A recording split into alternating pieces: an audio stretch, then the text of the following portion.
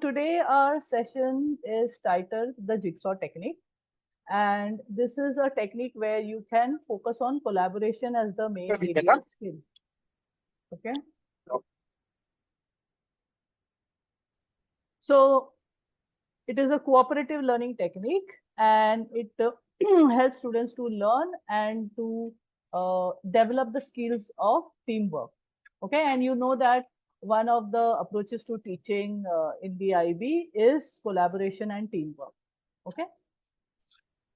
So there are 10 steps for this technique. I will explain two steps together, and I will also give you an example of a task that I have given and the explanation of the steps and the task. Okay. So now in step 1 and 2 of the jigsaw technique, what you need to do is you have to first form diverse teams. Okay. So you can see in the picture over here, like photograph image there, that students are sitting in different groups. Okay. And you see that it is diverse. That means you have a mix of boys and girls. You have a mix of skills amongst the students and the mix of experience, so that there is a rich learning experience. So therefore, you will form diverse teams. Step 2 is that for each team, you will have a role leader. So you will have a team leader or the facilitator, and you will explain the role to the facilitator. So now, how did I do it when I was giving them a task on bioterrorism? So let me explain the task also first before I go to the steps. So this is the task. Okay. I taught microorganisms and diseases. Usually when you teach that topic, what you do is you teach different types of diseases, and then you say that what are the symptoms, what is the cure, which organ does it affect, and all those things you study. But I wanted to do something different. I wanted to put in criteria D as the main focus for the assessment, which is reflecting on the impact of science. And therefore, I explained to the students that microorganisms can also be used as a bioweapon. And to teach this particular unit, I also showed them a movie called Hades Factor. Now, in that movie, the terrorist uses a particular Ebola virus in order to cause bioterrorism. Okay. So after showing that movie, this was the summative task that the student had to do. So the introduction was given that it is a bioterrorism or terrorist attacks that use biological agents instead of nuclear weapons. And there are many dangerous viruses and bacteria. Okay. And then I told them that imagine that you are a team, you're a part of a team that has been working locally for CDC near an imaginary place called Jonesville, California. And this particular city has been warned of a possible bioterrorist attack. And the CDC has decided to move your team, which will be the team that will think about a solution to this problem. And what your team needs to do is come up with a recommendation to the city council to tell them how to prepare for the bioterrorist attack. Okay. Now I divided my groups into four different groups, my students into four different groups, and I gave them each a different biological agent. So one was given anthrax, another one's given Ebola virus, the third one was given Clostridium botulism, and the fourth one was given, I don't remember which virus, but smallpox virus. Okay. So anthrax also. So you can do those as 5 groups. And then in each of the group, one person will be a microbiologist, one will be a cartographer, one will be a physician, and the fourth person will be a person of the administration. And each one had list of questions that they have to answer. Okay. So each microorganism had 4 members, and these 4 members were microbiologist, cartographer, physician, and administration. Now, among these 4 people, I also asked them to appoint a team leader. okay, a facilitator who will help to get the presentation organized. Okay, so this was the task. All right, now to the presentation. So, first step was to form diverse teams where you had group of students, boys, girls mixed, okay, with different skill abilities. And in this task, I asked the form to form teams with individuals who have varying strengths. The one who was good in research, people who were good in writing, and then one person who was good in presentation skills also. Now, this will ensure that you have a balanced group, okay, and the presentation will be done by that particular group. Now, after having those groups, I told the group to choose a team leader. So the team leader main role of the team leader to act as a facilitator and to help during this discussion and to ensure that everybody participates in the research work and in the presentation. So the team leader can oversee the distribution of roles, who will do which role, and also time management, how much time for research you will take, and during the presentation, who will present how many slides, okay, and who will talk about. So the team leader will also address any challenges which they face during the task. So this was steps 1 and 2.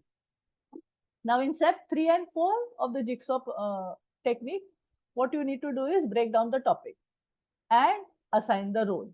So I already spoke about breaking down the topic. I divided the topic into smaller manageable segments where we said that the task will be divided amongst 4 people. One will be a microbiologist, one will be a cartographer, a physician, and an administration. And each were given a focus questions, okay, and they had to look at those questions and make research on those questions and even contribute to the presentation. So this was breaking down of the topic. Then assigning roles. Now each team member is assigned one segment to become an expert. Like you said, one person will be microbiologist, one will be cartographer, the third one will be a physician, and the fourth one will be a administrative person. So these roles were assigned. So this is about step 3 and 4. Now, steps 5 and 6 is individual learning and expert groups. Now we saw that each person had given their own research work to do. Okay, so individual learning was there, and each person had to make their own notes and to make a one-page report, and whatever was there in the report, they had to put it in the form of a presentation. Okay, so this step 5 was done. Next was step 6, where we are putting the expert groups together. Okay, now when I say expert groups together means all the physicians will be together, all cartographers will be together, all microbiologists will be together, and all administrative people will be together, and they will discuss about their research and findings and discuss challenges. So example, when the cartographers met together, the main task of the cartographer was to analyze the rate of infection and the geographical factors.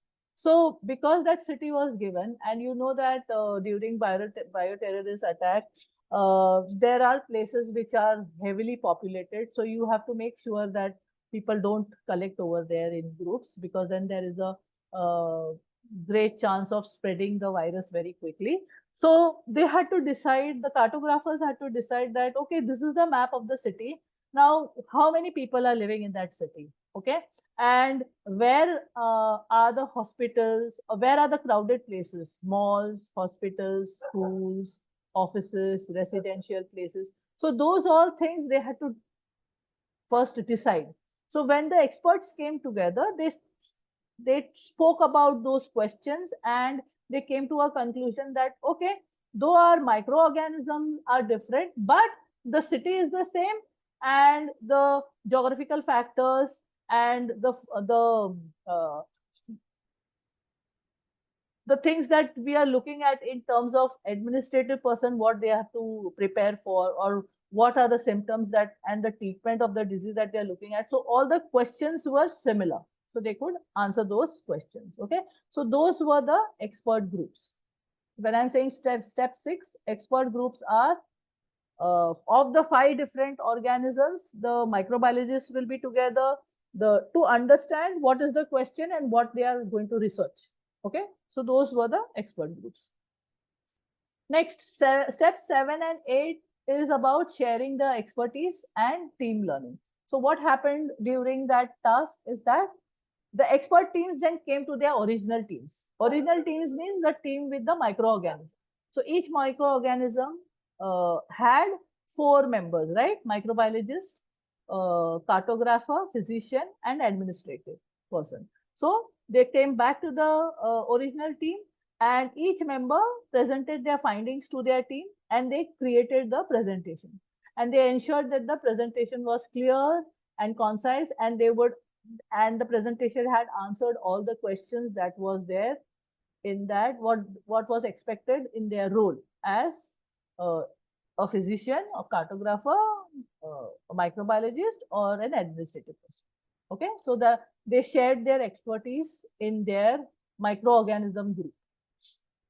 Then what they did was there was team learning. They encouraged questions and discussions within the team. Okay, to ensure that all the questions were answered.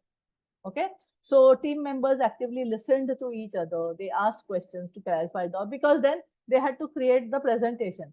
And what I asked the students was that their main task would be submission of their research work plus their presentation, and they would present it to the council. And the council was my science teachers. I had invited 3 science teachers for this presentation, and the teachers were given the rubric, and they graded the students based on their presentation. Okay, so therefore the team learning was important, so that everybody could answer any questions that was asked by the teachers. Okay, so team learning happened. And steps 9 and 10 was about facilitation and knowledge assessment. What happened was the team leader, facilitator, he observes how the people are working, and he provides help. And if there is any fight or disagreement, then the team leader tries to sort that out. Okay, so the team leader ensures that everybody contributes and participates, and there is effective communication. People are not disrespectful, they are not fighting with each other, and to see that the presentation was completed on time. So that was step 9, facilitation. And last is knowledge assessment. Now, to assess understanding, individual reports were submitted. Okay, the final report was submitted, and the presentation was made. A grade of the presentation was given, and then the report, I checked it as a teacher, and then I gave a final grade based on what the council had graded and what I could understand in the written report. So the assessment grading was done. So the team presentation demonstrated their overall understanding of the topic, and the rubrics were given for the particular presentation. Okay, so this was how the jigsaw technique took place for this criteria D assessment. Now, what are the benefit of doing this jigsaw method? So the very first thing is collaboration and communication, because you're working in a team. So you need to work collaboratively, and you need to communicate with each other, right, to get the things done. Second, there is a deeper understanding of a complex topic. If I would have given this topic to individual students, then it would have been a lot of work for that particular student. But when I made them into groups and gave them individual tasks, so it was easier, and plus one per student could dig deep into one particular aspect of the microorganism. So there was a deep understanding of complex topics. Also, problem solving skills. Okay, when they came into expert groups, okay, if there were any problems with the task, that could be solved through communication and collaboration. And when this task happened, there was a lot of engagement and a lot of motivation from the students. So this task was really great, and the students learned a lot in terms of content also, as well as in terms of skills. So I request you to look at this particular technique and take action. Try the Jigsaw method. Thank you. Okay,